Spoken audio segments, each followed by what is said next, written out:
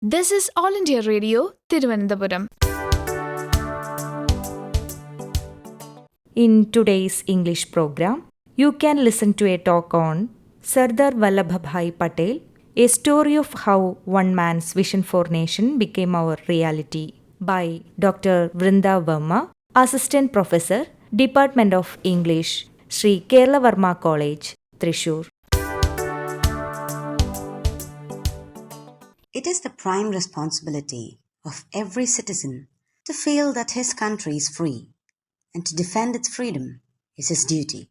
Every Indian should now forget that he is a Rajput, a Sikh, or a Jat. He must remember that he is an Indian and he has every right in this country, but with certain duties.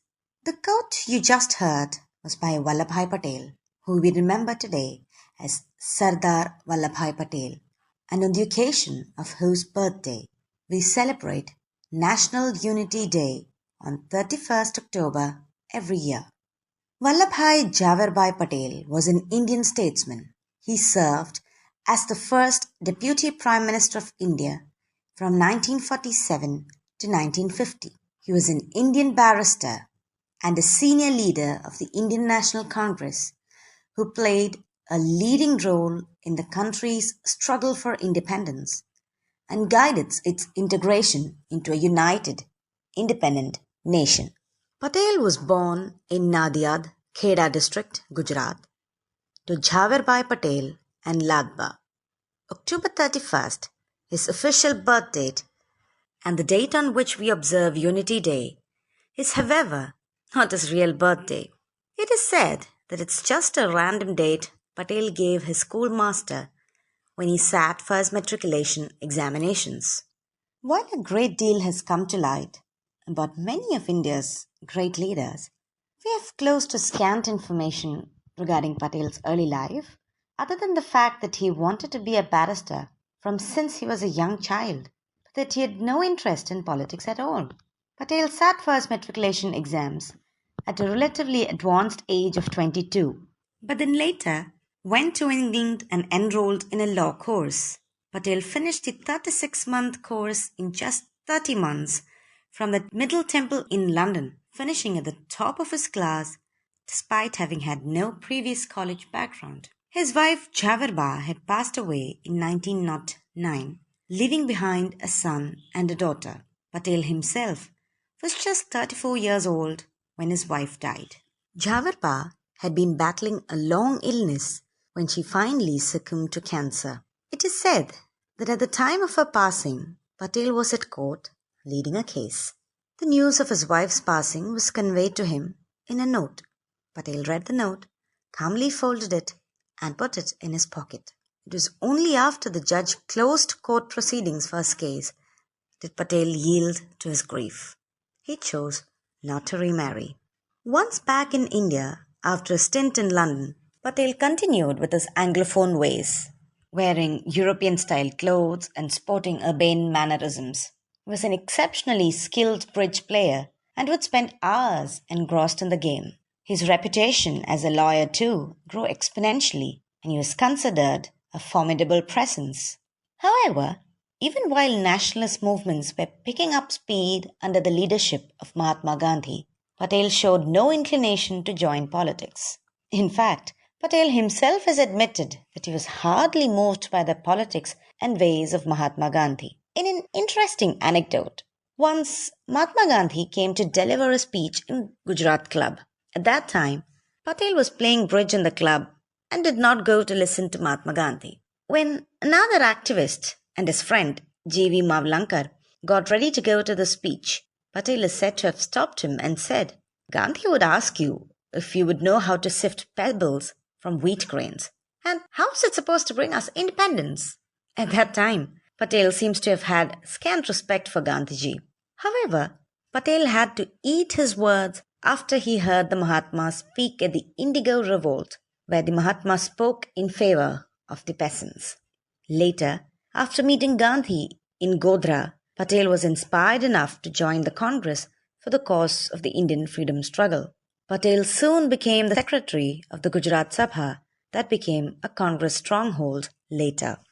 Gandhi and Patel made a strong team as the chairman and secretary of the Gujarat Sabha, and they undertook many programs for the welfare of the masses in Gujarat, whether it was to provide relief to the plague affected or abolition of forced labor, the no tax campaign when crops were destroyed in Kera district, among many others. From a hesitant follower to an ardent disciple, Patel served Gandhi like a true Shishya. He would prepare his datan, lemon and honey water, and did odd jobs for him. Patel tried to identify his life with that of the Mahatma. He gave up tea as well as rice and took to boiled vegetables and milk and bread twice a day.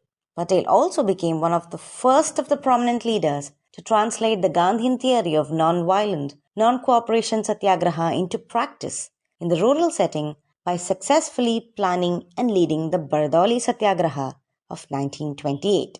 Once an aficionado of Western clothing, Patel was now at the forefront of the Swadeshi movement, his vision and acumen taking the Indian struggle for freedom to a new level. Owing to the victory in Bardoli, where tax rates were scaled down, Patel was bestowed on the title of Sardar by his co-workers. Sardar's defining movement during his long political career was his relentless pursuit and efforts towards a unified India. Just like Otto von Bismarck integrated Germany politically in the 1860s, Vallabhai Patel unified more than 560 princely states into India. Along with V.P. Menon, Patel managed to persuade these 560 odd semi-independent princely states to join the Indian Union. He also tackled the Nizam of Hyderabad and the Nawab of Junagadh, who initially did not want to join India. Patel did not shy away from using force in addition to diplomatic talks and discussions in coercing the Nizam of Hyderabad to give up his hope for an independent existence. Though opinion was divided on Operation Polo, engineered by Patel, that worked as a catalyst in annexing Hyderabad, the end result was that Nizam's Hyderabad, which included important places like Telangana, became part of the Indian Union. Sardar Patel worked with astonishing speed to dismantle the history of imperialism and create the geography of unity with the spirit of nationalism. This stupendous effort won Sardar other honorifics, such as the Iron Man of India, Bismarck of United India, and so on. Patel was also instrumental in the creation of the Indian Administrative Services, or the IAS, which was earlier Indian Civil Services Code, ICS, drafted by the British for their own interests. Patel was also the first Commander-in-Chief of the Indian Armed Forces in independent India. The Sardar Sarovar Dam, Sardar Vallabhai National Institute of Technology, Sardar Patel University, Sardar Patel High School, etc., and India's National Police Training Academy are all named after Sardar Vallabhai Patel. Since 2014, the official birth date of Sardar Patel is celebrated as the National Unity Day, or Ekta Divas, to honor the man who was responsible for bringing the nation together as one unit, the India as we know it today. The Home Ministry of India, in an official statement for National Unity Day, cited, "The day will provide an opportunity to reaffirm the inherent strength and resilience of our nation to withstand the actual and potential threats to the unity, integrity, and security of our country." The Statue of Unity on the banks of the river Narmada and facing the Sardar Sarovar Dam is a 182-meter tall statue of Sardar Patel. It is the world's tallest monument and was opened to the public in 2018 on the occasion of Sardar's 146th birth anniversary by Prime Minister Narendra Modi. National Unity Day is observed across the country by reciting the Unity Pledge and by conducting cycle rallies in various cities and towns that see the participation of many eminent personalities. Whenever we feel divided or threatened based on our language, our culture, religion, gender, or state, remember our freedom fighters. Remember Sardar Vallabhai Patel. Remember that we are children of the same soil, the very same land that saw many give their lives so that we may have a better tomorrow. Let me conclude with an oft-repeated, yet still relevant thought. United we stand, and divided we fall. We are all different, and therein lies India's strength. Jai Hind. You were listening to a talk by Dr. Vrinda Varma on Sardar Vallabhai Patel, a story of how one man's vision for nation became our reality. This broadcast came to you from the Thiruvananthapuram station of All India Radio.